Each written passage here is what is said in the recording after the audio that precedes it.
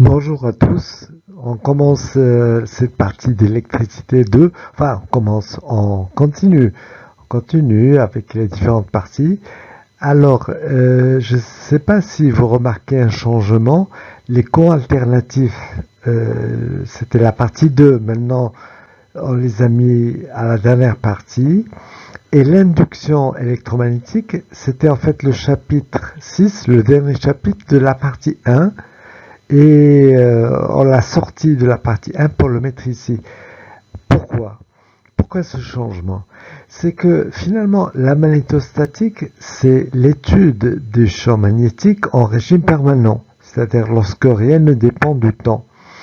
Or, dans les phénomènes d'induction électromagnétique, le temps intervient. C'est justement la variation du flux par rapport au temps qui donne les courants induits.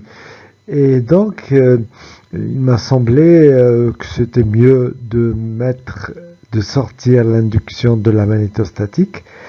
Et donc, voilà, on va faire comme ça. La partie 1, pardon.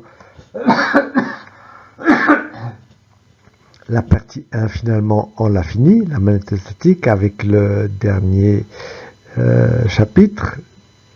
Et maintenant, on commence la partie 2. Alors, la partie 2, sans surprise, il y a un premier chapitre, chapitre 6, sur l'induction électromagnétique et un autre chapitre sur les ondes électromagnétiques dans le vide. Alors avant de commencer, on peut se demander, on va parler des courants électriques, on se demande est-ce que ça existe dans la nature? Oui, je parle du courant électrique, le déplacement d'ensemble des charges.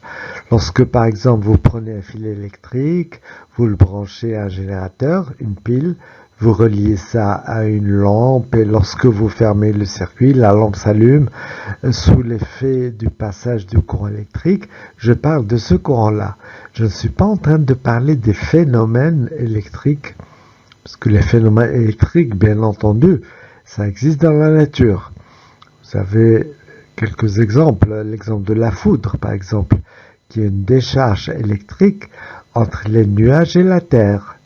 C'est un phénomène bien connu. Ou alors, si vous prenez...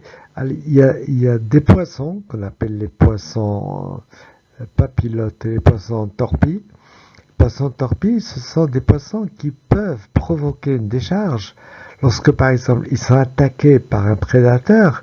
Ils lui balancent une décharge électrique, ou bien lorsqu'ils sont en train de chasser, lorsqu'ils sont derrière une proie, ils peuvent aussi lui envoyer une décharge électrique. Il y a un autre type encore de phénomène électrique. Ça se passe dans les corps, dans le corps humain, enfin dans les corps des animaux. C'est l'influx nerveux. C'est une manifestation électrique, c'est une propagation d'un signal finalement, et ça se passe grâce à des phénomènes électriques. Bon, mais le courant électrique, tel qu'on l'a défini, enfin un passage d'ensemble d'électrons ou de charges, ça n'existe pas dans la nature. C'est l'homme qui le produit. Et alors justement, ça existe depuis quand? Depuis quand l'homme produit du courant électrique? Eh bien, quand on regarde l'histoire, la première manifestation, à mon avis, c'était en 1800, pile. En 1800, il y a eu l'invention par Volta de la pile, qu'on appelle pile Volta d'ailleurs. Il y a une production d'un courant continu qu'on a pu exploiter. Mais le courant électrique qui sert pour, par exemple, allumer chez soi ou dans les usines, etc. Ça n'existe que depuis la fin du 19e siècle. Donc, vers les années 1890 par là, il y a eu, avec Thomas Edison, vous savez, la lampe à incandescence qui est apparue. Les centrales aussi, la première centrale, je pense que c'était à Manhattan, à New York. Et voilà, le courant électrique existe depuis ce temps-là. Donc finalement, c'était il n'y a pas très longtemps. Ça fait quoi 150 ans même pas. 1900, ouais, c'est ça. Donc vraiment, il n'y a pas longtemps. Et alors, ce courant électrique, comment on le produit? Parce que c'est l'homme qui le produit. Bon, ça, je pense que vous connaissez déjà la réponse. Vous avez dû voir ça au lycée. Mais on en dit deux mots déjà, en général. Mais si vous voulez, le phénomène, c'est basé sur un phénomène qui s'appelle le phénomène d'induction électromagnétique. Et c'est ce qui va apparaître dans ce chapitre. À la fin de ce chapitre, le phénomène sur lequel est basée la production d'électricité n'aura plus de secret pour vous. Oui, voilà. En fait, c'est chaque fois qu'on aura une variation d'un flux à travers un circuit, une variation du flux magnétique, eh bien, on aura un courant électrique. On va en parler donc maintenant. Avec le chapitre 6, induction électromagnétique. Et pour commencer, on va parler de la loi de Lenz qui va nous donner le sens du courant qu'on appelle courant induit. Alors pour ça, on va imaginer une boucle de courant. Voilà, il n'y a pas de générateur, donc il n'y a pas de courant qui circule actuellement dans cette boucle. Si on considère un porteur de charge, ici c'est un électron, donc une charge Q négative, ben voilà, il est immobile. Alors immobile ne signifie pas qu'il est au repos. Ce que je veux dire, c'est qu'il est au repos en moyenne. Mais vu ce qu'on appelle l'agitation thermique, cette charge est en fait animée d'un mouvement, d'une vibration si vous voulez, mais qui se fait toujours autour du même point. D'accord? Donc en moyenne, il est immobile. Et si par exemple on mettait un générateur, à ce moment-là, cette charge va commencer à se déplacer. Bon, mais on n'a pas de générateur, on ne met pas de générateur, je veux dire. Et ce qu'on va faire plutôt, c'est que on va commencer à déplacer simplement la boucle. Alors, sous l'effet de ce déplacement, est-ce que les charges vont commencer à se mettre en mouvement? Est-ce qu'il y aura apparition d'un courant? Bien sûr que non. Il n'y a aucune raison pour que les charges commencent à se déplacer si tout le monde est animé d'une vitesse v. Bon, mais si maintenant la boucle pénètre dans une zone où il y a un champ magnétique, eh ben, il va apparaître un courant qu'on appelle courant induit dans la boucle. Si vous voulez, ça, c'est peut-être pas si étonnant que ça, parce que finalement, cette charge Q, celle-là, attendez, je vais prendre un autre... Voilà, j'ai pris ce pointeur, je crois que c'est plus visible. Bon, j'étais en train de dire que si on prend cette charge Q, elle est animée d'une vitesse V, puisque tout le circuit, toute la boucle est en train de se déplacer. Donc on peut considérer que cette charge a une vitesse V. Alors, c'est une charge avec une vitesse V dans un champ magnétique B. Eh bien, nous savons très bien qu'elle va subir une force magnétique, qui est égale à QV vectoriel B. D'accord? Donc, vous utilisez les trois doigts et vous verrez la règle de la main droite ou les trois doigts et vous verrez que cette force acte dans cet exemple est dirigée vers le haut, c'est-à-dire que les électrons se dirigent vers le haut et que donc on a un courant vers le bas, un courant qui circule dans ce sens. Très bien. Mais alors, ce qui est étonnant, c'est que si toute la boucle maintenant pénètre dans le champ magnétique, eh bien, il n'y aura plus de courant. Tant qu'elle est complètement à l'intérieur du champ, à l'intérieur de la zone où il y a le champ magnétique, eh bien, il n'y aura pas de courant. Il y aura un courant qui va à nouveau apparaître lorsque la boucle commencera à sortir ici, sortir de la zone. Là, il y aura un courant, d'ailleurs, il sera dans l'autre sens.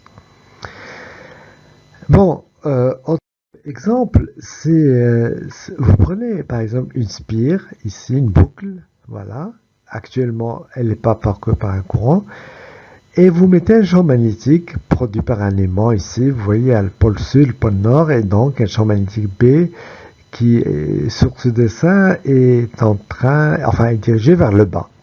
Voilà. Bon, c'est pas pour autant qu'il va y avoir un courant qui circule dans l'aspire. Hein. C'est pas parce qu'il y a un champ magnétique qu'il va y avoir un courant électrique. Par contre, si on commence à déplacer l'aimant, par exemple, on l'approche de l'aspire, eh bien, on constate qu'il apparaît un courant induit dans la boucle, et ce courant, sur cet exemple, va circuler dans ce sens-là, dans ce sens-là. Et la règle de la main droite indique que ce champ électrique va créer, ce courant électrique va créer un champ magnétique qui est dirigé dans ce sens. Hein, vous mettez votre main droite et vous le constatez facilement. Donc, c'est un champ magnétique B qui est dirigé vers le haut, alors que le champ magnétique initial était dirigé vers le bas et il est en train d'augmenter. Donc tout se passe comme si on luttait contre cette augmentation. On essayait de compenser, on essayait de s'opposer à cette augmentation. Et bien sûr, si on fait l'expérience, si on fait le contraire, c'est-à-dire si on éloigne le champ magnétique, l'aimant, si on éloigne l'aimant, le champ magnétique à ce niveau-là va diminuer et le courant va circuler de façon à s'opposer à cette diminution. Donc, il faudra qu'on crée un champ magnétique qui va venir, si vous voulez, appuyer, si je peux dire, le champ magnétique pour lutter contre la diminution. Et pour cela, il faut donc que le courant I circule dans ce sens-là. Voilà. Alors, on peut regarder dans un cas général. Si on prend un circuit comme ici, une boucle, en présence d'un champ magnétique B, voilà, il est créé par, on ne sait pas quoi, des sources extérieures, et que, bon, pour des raisons quelconques, le flux à travers cette surface change, je veux dire, le temps intervient, il y a un changement, eh bien, il va apparaître un courant induit, un courant qu'on appelle induit, il va apparaître un courant dans la boucle. Par exemple, je l'ai représenté dans ce sens. Il aurait pu être dans l'autre sens, hein, je ne sais pas, je n'ai pas d'informations sur la variation du champ B ou de quoi que ce soit. Mais le fait d'avoir un courant I ici, vraiment tout se passe comme si on avait un générateur, une pile, avec une pile de FEM, de force électromotrice petit e, et avec une bande positive de ce côté-là, de façon à avoir un courant I ici. Alors, il y a une loi, la loi de Lenz, qui va nous dire dans quel sens, quel est l'endroit de la bande positive. Cette loi de Lenz, elle nous dit que l'effet de la force électromotrice de la FEM induite, eh bien cet effet est tel qu'il s'oppose à la variation du flux qu'il a produit. D'accord? C'est la variation du flux qui produit le courant induit, et ce courant induit va avoir un sens de façon à s'opposer à ce qu'il a produit. Vous voyez, c'est souvent comme ça dans la nature. Hein. Quand il y a une réaction, elle va s'opposer à cette réaction, à cette action plutôt. C'est un peu comme si la nature était réactionnaire. Hein. Bon, c'est pas politique, hein, c'est réactionnaire. Bon, alors, il y a une autre loi, la loi de Faraday. Ça va nous donner carrément une expression mathématique pour E, et ça va contenir la loi de Lenz. Cette force électromotrice, elle s'écrit E égale moins dφ sur dt. Phi, c'est le flux à travers la surface du circuit. Et le signe moins nous assure de cette opposition à la variation du flux.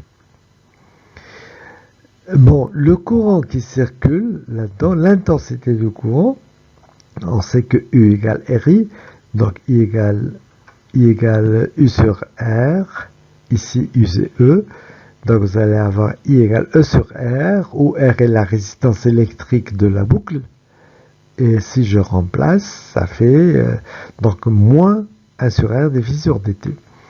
Alors, c'est une quantité qui est algébrique, je veux dire, I peut être aussi bien positif que négatif. Ça dépend si le flux augmente ou diminue avec le temps. D'accord? Mais que veut dire que I est positif ou négatif? Bon, tout ça, ça veut dire qu'en vérité, on a choisi un sens positif de parcours sur le contour, par exemple ce sens-là, ou bien l'autre sens, hein, on a pris un certain sens. Et donc, un courant positif veut dire pardon, veut dire que le courant circule effectivement dans ce sens, sinon il circule dans l'autre sens. Et en fait, on choisit nécessairement un sens de parcours sur le contour à partir du moment où on parle de flux. Vous savez que le flux, c'est l'intégrale de B scalaire ds. Alors ds, justement, c'est un vecteur. Bon, il est normal à la surface, très bien. Mais quel est son sens? D'accord, la direction, on est d'accord. Mais le sens, il y a deux possibilités. Et vous savez que ça dépend du sens de parcours. Donc, ce que je veux dire, c'est qu'il faudra faire très attention aux signes. Et on verra des exemples en TD. On verra justement l'importance de ces signes, du choix qu'on va prendre. Et on verra que, évidemment, le résultat final sera indépendant du choix. OK ? Maintenant, on va parler de l'induction de Lorentz. On va parler de deux choses. Il y a d'abord l'induction de Lorentz et tout à l'heure, on va parler de l'induction de Neumann. En vérité, il y a une seule induction. Il y a un seul phénomène d'induction. Mais selon le point de vue où on se place, eh bien, on va parler d'induction de Lorentz ou l'induction de Neumann. Bon, pour l'induction de Lorentz, on va considérer à nouveau la boucle ici, avec l'aimant, voilà. Et on considère que c'est la boucle qui se déplace vers l'aimant. Quand c'est la boucle qui se déplace, on parle de le point de vue de Lorentz, c'est l'induction de Lorentz. Tout à l'heure, on va à le contraire. La boucle sera fixe et c'est l'aimant qui va se déplacer et on parlera de l'induction de Neumann. Bon, pour l'instant, donc, la boucle se déplace. Comme on l'a dit tout à l'heure, chaque porteur de charge, en fait, est animé d'une vitesse V en présence d'un champ B, donc il va subir une force. Et cette force-là a pour expression EQ, V vectoriel B. Q, c'est moins E. Oui, enfin, moins E, je veux dire, ce E-là, il ne faut pas le confondre avec la force électromotrice, petit e. Bon, bien entendu, hein, c'est la charge. Ok. Bon, alors, nous savons que F aussi peut s'écrire de façon générale Q fois E. E, c'est le champ électrique. Et donc, vous voyez que V vectoriel B a la dimension d'un champ électrique. Alors, on pose que V vectoriel B, c'est égal à un champ particulier qu'on appelle champ électromoteur d'induction. On lui donne l'indice petit mi, champ électromoteur d'induction. Et par définition, la force électromotrice d'induction qui va apparaître au niveau de la boucle, eh bien, ça va être la circulation de ce champ électromoteur sur le circuit. Bon, maintenant, j'imagine que certains d'entre vous sont en train de se dire « Ah, mais attends, il y a quelque chose qui ne va pas. Nous, on a vu que la circulation sur un contour fermé du champ électrique était nulle, puisque rotationnel de E égale 0. » Très bien. Oui, tout ça, c'est vrai, mais quand il s'agit d'un champ d'origine électrostatique, c'est-à-dire créé par des charges immobiles, ce qui n'est pas le cas ici. Hein, ce champ, d'ailleurs, en fait, c'est V vectoriel B hein, on l'a exprimé sous forme d'un champ électrique. Eh bien, ce champ-là n'est pas d'origine électrostatique. Il n'y a pas des charges immobiles qui sont en train de produire ce champ. Hein. Donc, on retient bien, il n'est pas de nature électrostatique. Sa circulation sur un contour fermé n'est pas nulle. Bon, On va faire des calculs, des petits calculs, vous allez voir, ça prend 2 ou 3 lignes, et on va démontrer la fameuse loi de Faraday, celle qu'on a donnée tout à l'heure, E égale moins dφ sur dt. Alors, pour commencer, on va faire un petit schéma. Là, vous avez la boucle ici qui était à l'instant t, elle était là. On considère un élément dl. Et à l'instant t plus dt, la boucle, elle vient ici. C'est-à-dire, elle s'est déplacée d'une quantité d lambda qui est égale à v fois dt. V, c'est la vitesse. Alors, quand vous avez deux vecteurs dl et d lambda, c'est vdt, eh bien, vous savez que vous pouvez définir une surface avec le produit vectoriel. Cette surface, qu'on appelle la surface coupée, par dl pendant son déplacement, eh bien, elle est donnée par vdt vectoriel dl. dt, c'est un scalaire, je l'ai sorti. Ce point, c'est juste la multiplication. C'est pas le produit scalaire, oui. C'est pas un vecteur dt. Bon, vous avez v vectoriel dl fois dt. Et le flux à travers cette surface, c'est le flux infinitésimal. On dit que c'est le flux coupé. Vous vous rappelez la leçon dernière? Le flux coupé par l'élément dl, par définition, c'est b scalaire cette surface-là. Hein, on le note comme ça. Vous vous rappelez aussi, on mettait l'indice 2 pour dire que c'est un infiniment petit deuxième ordre. Bon, c'est b scalaire d2s. Et si je remplace d2s par son expression, bon, bah, ça nous donne ça. b scalaire v vectoriel dl dt. Ce point-là ne devrait pas être là, quoi. Enfin, bon. Alors, vous reconnaissez un produit mixte. On va en parler dans un moment. Non, mais d'abord, je voudrais vous dire ça, c'est le flux infinitésimal coupé par l'élément dl. Mais le flux infinitésimal coupé par tout le circuit, mais pendant le déplacement infinitésimal, eh ben, ça va être l'intégrale de tout ceci. Hein? Voilà, le flux coupé par l'ensemble du circuit. Le flux coupé par l'ensemble du circuit pendant l'instant dt, c'est l'intégrale de d2 phi, c'est donc ça.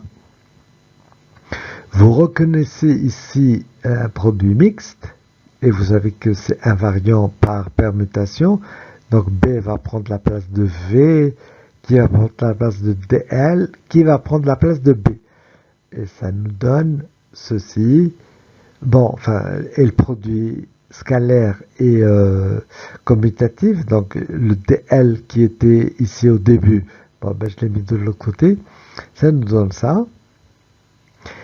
Et on peut faire intervenir un signe moins, voilà, pour faire apparaître plutôt V vectoriel B, parce que ça, si vous vous rappelez tout à l'heure, enfin la diapo précédente, ça c'était le champ électromoteur. Donc vous voyez ici entre parenthèses, ce qui est entre parenthèses, c'est la circulation sur le contour fermé du champ électromoteur d'induction. Et ça, vous vous rappelez, c'était la définition de la force électromotrice. Donc, ce qu'on a ici, c'est égal à moins E dt, défi C, c'est égal à moins E dt, donc E va être égal à moins défi C sur dt. Bon, défi C, c'est pas très pratique. Vous vous rappelez la leçon précédente avec le théorème de Maxwell, on avait montré que de façon générale, un flux coupé infinitésimal, défi C, c'est en fait la variation infinitésimale du flux, phi à l'instant t plus dt, moins le flux à l'instant t.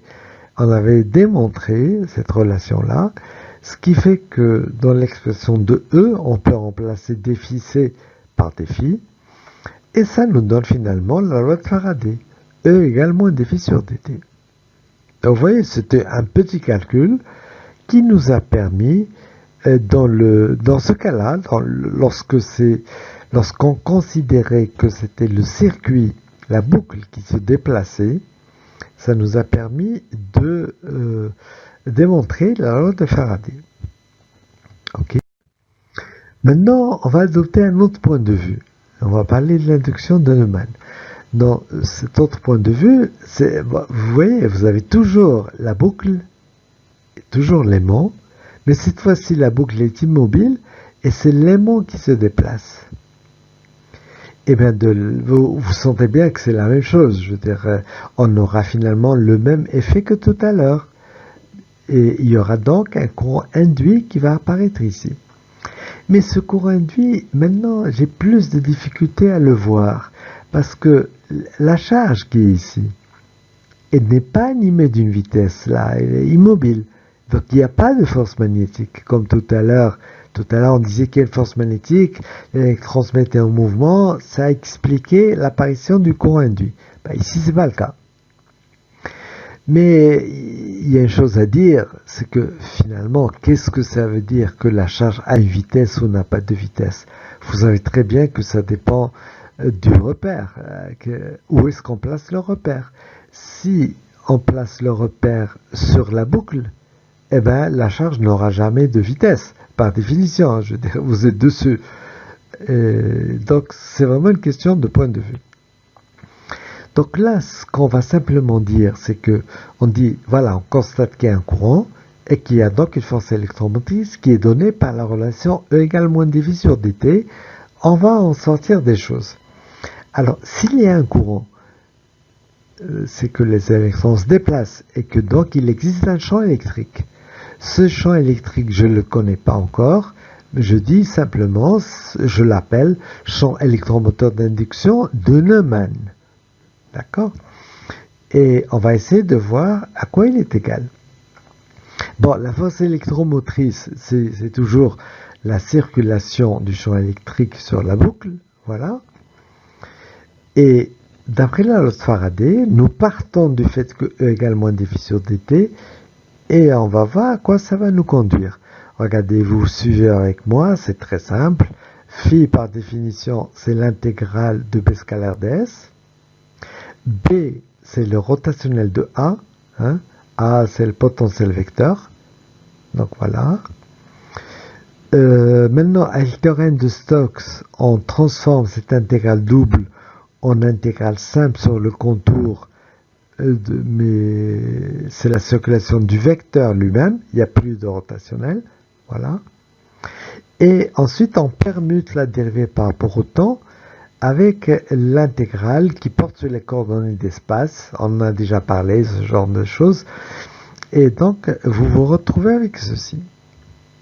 Maintenant, vous comparez ces deux expressions de la force électromotrice, celle-là, avec celle-là, et puisque c'est vrai, quel que soit le contour, ben, on en déduit que le champ EI, il est égal à moins dA sur dt. Voilà. Et ça, c'est l'expression du champ électromoteur d'induction de Neumann. Pour rappel, je vous rappelle que le champ électromoteur d'induction de Lorentz était donné par cette relation V vectoriel B. Très bien. Alors, oui, maintenant, ce qu'on vient de voir va nous permettre d'établir une équation de Maxwell, qu'on appelle l'équation de Maxwell-Faraday.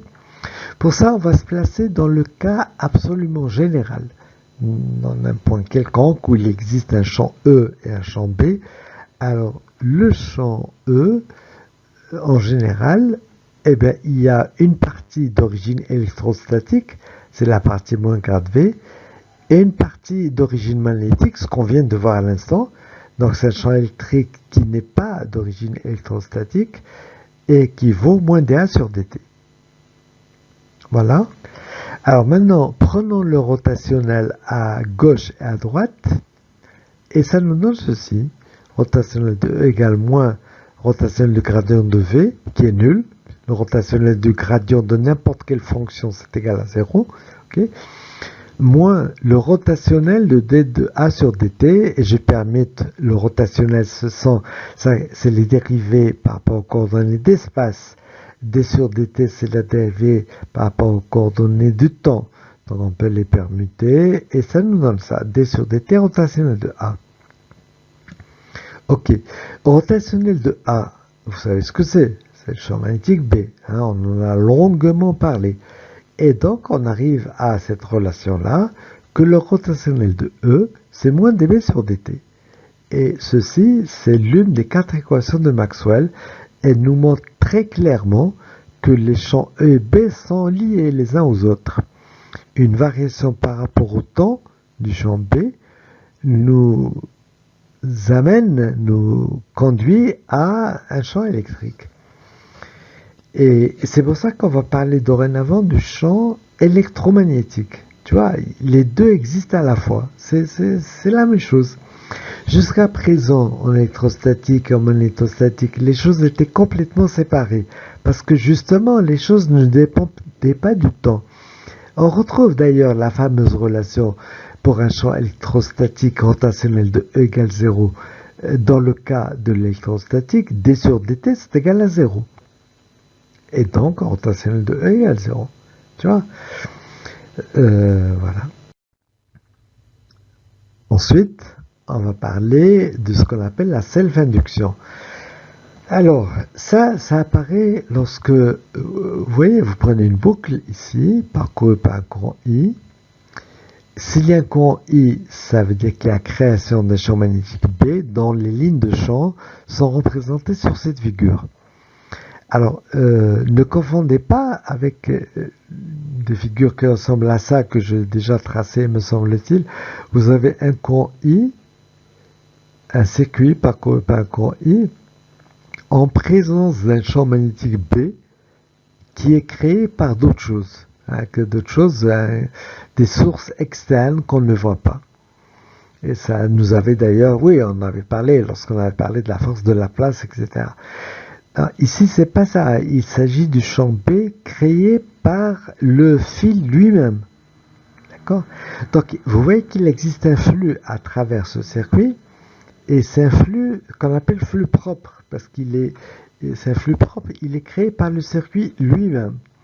Alors, ce flux, il est proportionnel, c'est l'intégrale de BDS, donc il est proportionnel à B, et B est proportionnel à I, d'après la loi de Biot-Savart.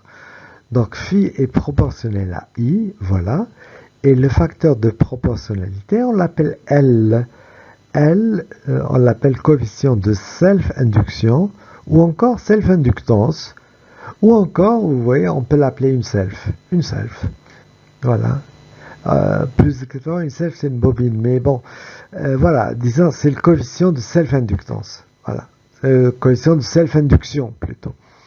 C'est quelque chose qui s'exprime en Henry, voilà, H. C'est une quantité qui est toujours positive, hein, il est toujours positif, et sa valeur dépend des caractéristiques géométriques du circuit. Voilà. Le fait qu'il existe un flux, maintenant imaginez que vous ayez un courant qui varie avec le temps. Le flux va varier avec le temps, et donc il va apparaître une force électromotrice induite par la variation du courant. L'expression de cette force, bon, dans le cas général, c'est moins dφ sur dt, et ici c'est moins d sur dt de Li. Alors, il y a un cas très intéressant, c'est quand le circuit est indéformable. C'est-à-dire que L reste le même au cours du temps, c'est une constante. On pourra le sortir, pour un circuit indéformable, on peut sortir L de la dérivée, et donc on a la fameuse relation E égale moins LDI sur dt, hein, quand on a une boucle. Quand on a plusieurs boucles, c'est ce qu'on appelle une bobine, on va regarder deux cas. Si le courant augmente, et après si le courant diminue. Donc si le courant augmente, c'est-à-dire que d sur dt est positive, et que E, dans ce cas-là, est négatif. Alors s'il est négatif, ça veut dire, en fait, vous avez ce schéma-là. Vous avez le courant I qui va dans ce sens, et la réaction du circuit s'oppose à l'augmentation de I, donc il va envoyer un courant dans l'autre sens. Voilà. Et si j'appelle la tension E dirigée dans ce sens, hein, ça c'est le sens d'augmentation de U. U c'est une quantité positive. Donc, vous voyez que ici, U va être égal à moins E, puisque E est négatif et que U est positif. Et donc, U égale à L dI sur dt. La tension aux bornes d'une bobine, elle est égale à L dI sur dt. Okay. Regardons maintenant ce qui se passe lorsque le courant diminue. Lorsque le courant diminue, eh bien, d'après la loi de Lenz, on va avoir un courant qui va venir renforcer, il va venir aider le courant I, hein, qui était en train de diminuer. Et donc, on va avoir un générateur dans ce sens-là, cette fois-ci. Et E est positif, vous voyez, dI sur dt est négatif, puisqu'il diminue. Donc, E est positif. Et ça veut dire que si U est une grandeur positive, comme je disais, cette fois-ci, la flèche de U va dans ce sens. Hein, c'est le sens d'augmentation de U. Et U, à ce moment-là, va être égal à plus E, parce que E est positif aussi. Et donc, c'est égal à moins LDI sur dt. Mais là, je vous vois parfaitement en train de vous dire, oui, non, mais bon, en conclusion, lorsqu'on a une bobine, la tension au bord de la bobine, est-ce que c'est LDI sur dt ou moins LDI sur dt? Est-ce qu'on va s'amuser à chaque fois à se dire, attends, est-ce que le courant augmente? S'il augmente, on applique ça. S'il diminue, on applique l'autre. Non, bien sûr, on a réglé la situation depuis longtemps en faisant la chose suivante. On va adopter la convention récepteur. Convention récepteur, je vous rappelle, c'est si vous avez le courant I qui va ici vers la droite, eh bien, ça veut dire que la tension augmente en allant vers la gauche. C'est-à-dire que le courant descend les potentiels. Hein, c'est ce qui se passe dans un récepteur. Eh bien, dans ces conditions, la tension U, définie comme ça, aux bornes de la bobine, eh bien, elle va toujours être égale à L dI sur dt. Mais cette fois-ci, U n'est pas nécessairement positif. Hein, elle peut être positive ou négative. Si elle est positive, c'est très bien, elle est comme ça, et voilà, c'est terminé. Si c'est négatif, c'est-à-dire qu'en vérité, la tension, le potentiel augmente dans l'autre sens, dans le sens de I. Et vous verrez que c'est exactement ce qu'on avait ici. Si vous voulez absolument que U soit positif, eh bien, il faudra adopter soit ce cas-là, soit ce cas-là.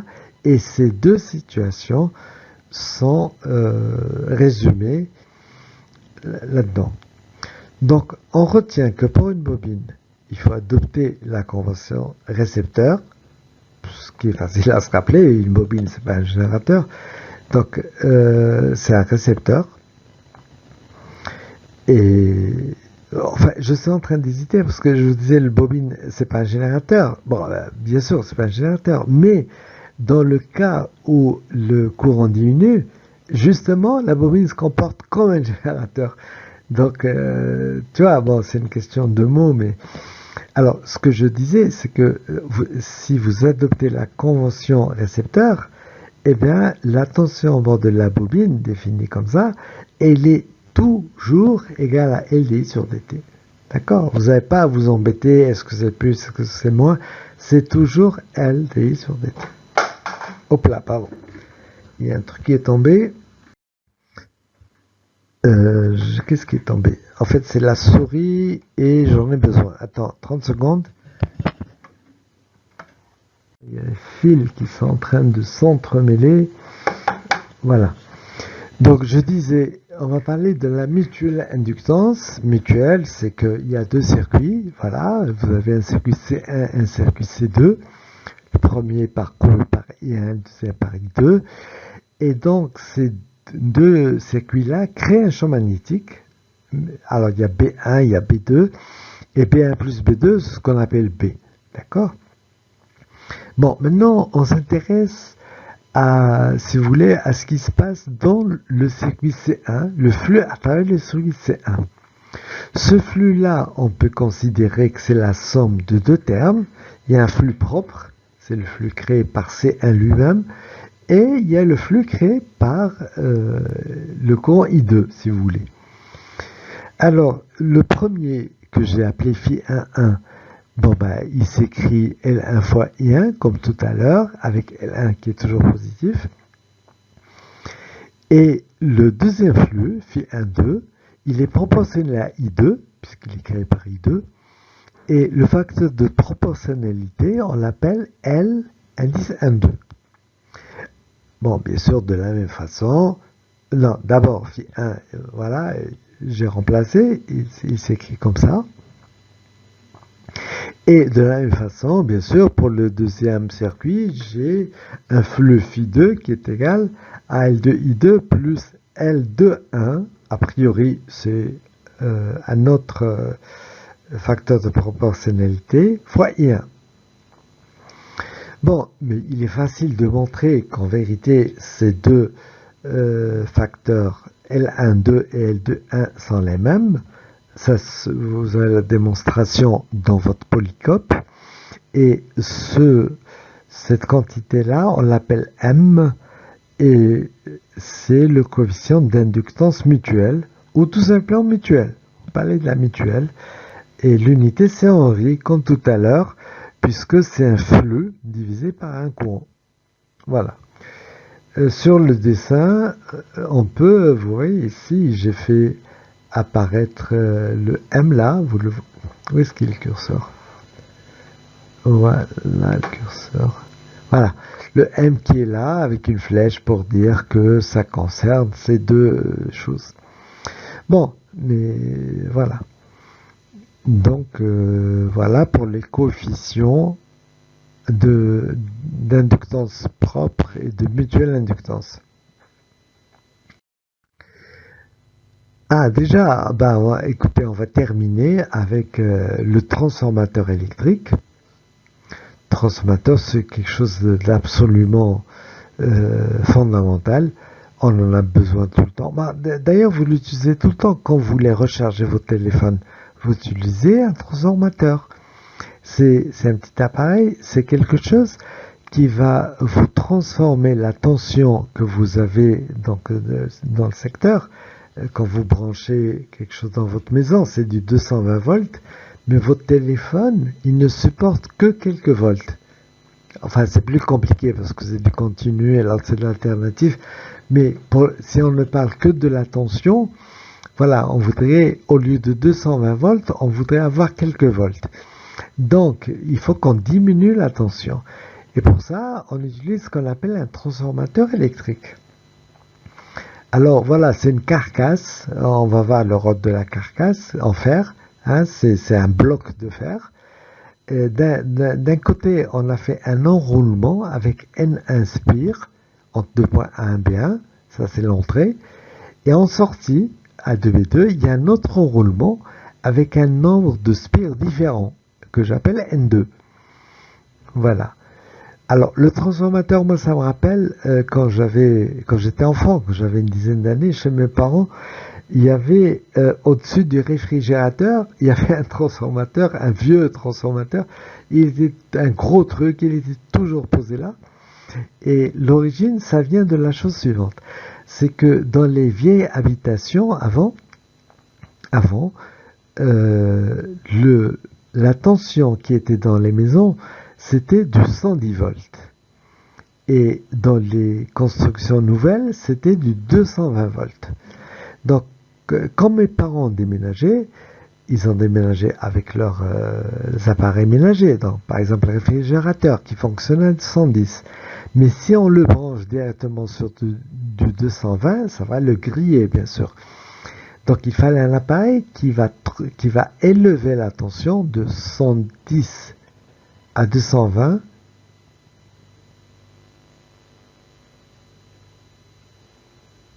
Non, on branchait l'appareil au 220 et donc du 220, on le diminue à 110 pour que l'appareil, le réfrigérateur, fonctionne normalement.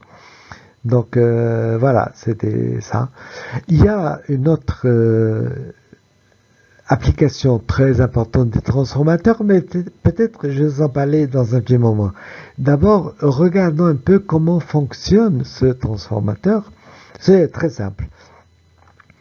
Vous voyez, on va appliquer dans la bande d'entrée, entre A et B1, une certaine tension qu'on appelle V1T.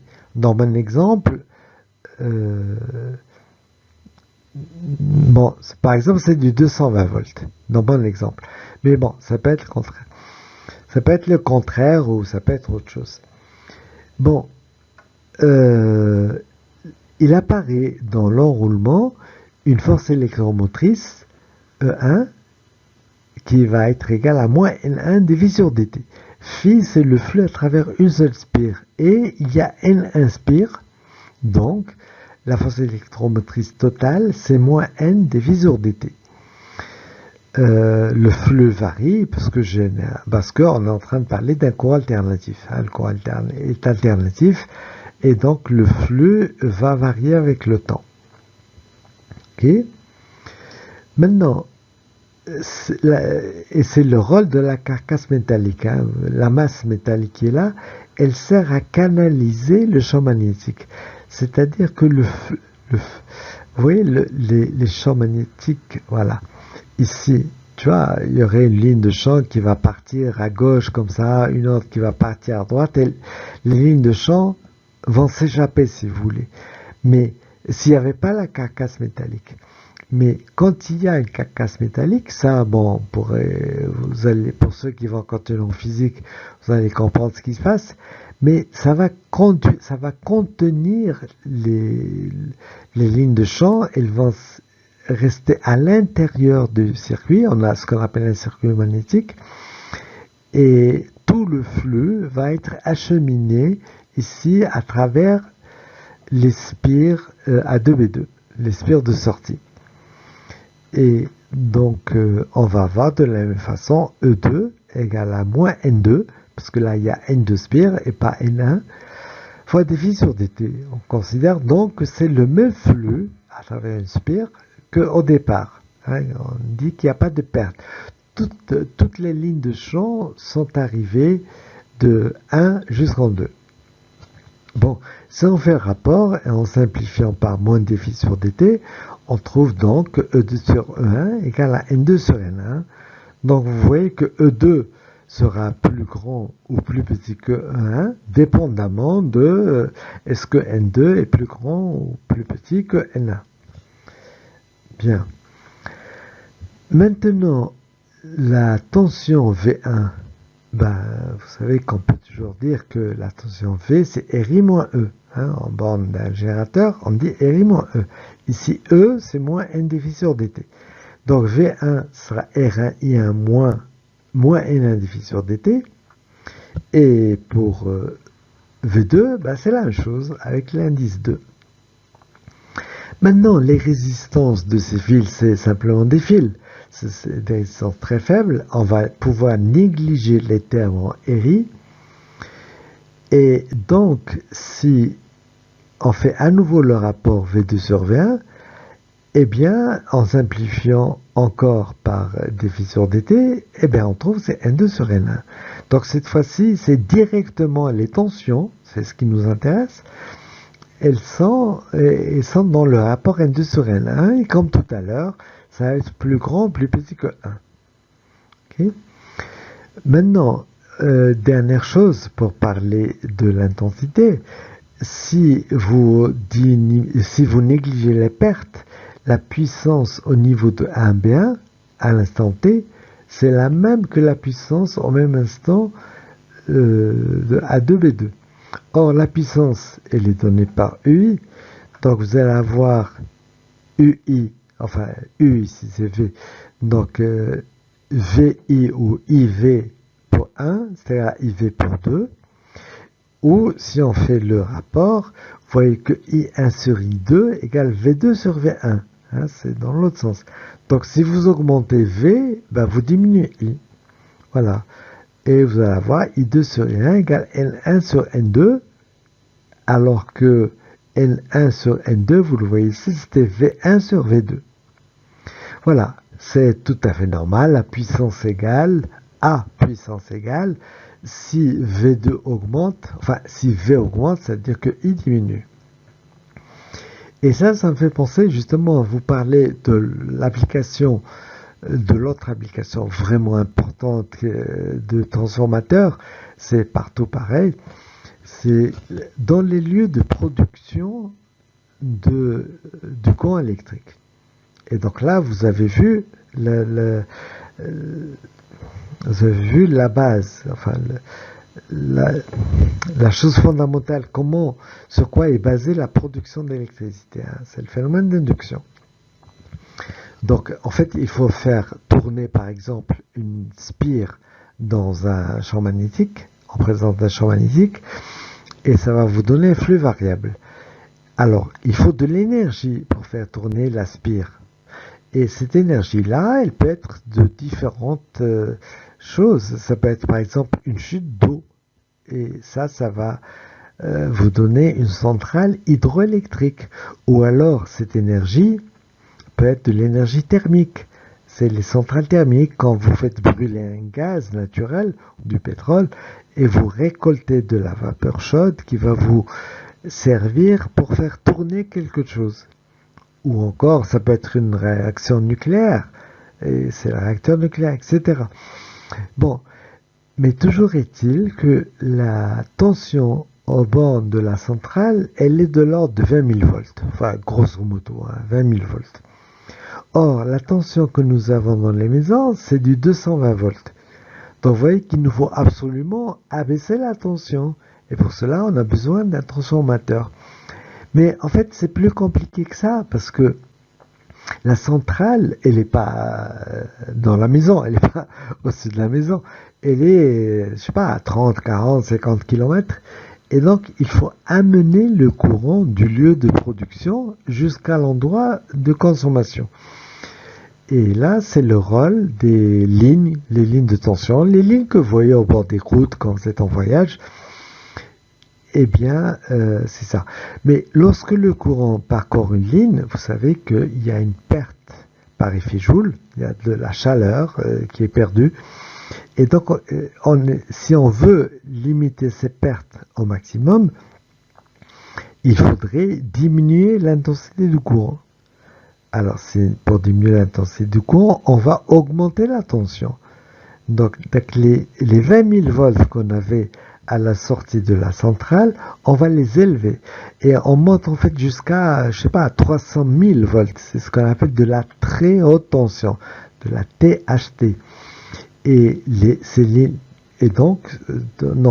vous avez une très grande tension, et donc un courant très faible, ce qui permet d'avoir une perte par effet Joule qui est supportable. Bon. Une fois arrivé à destination, on a du 300 000 volts, donc il faut qu'on descende d'abord à moyenne tension, et puis ensuite à basse tension pour arriver aux 220 volts. Voilà. Alors bon, il y aurait beaucoup de choses à dire, mais je crois que en fait on arrive à la fin de la séance. Oui, tout à fait. Donc voilà, je vous dis au revoir, j'espère que c'était assez clair, et on se voit la semaine prochaine.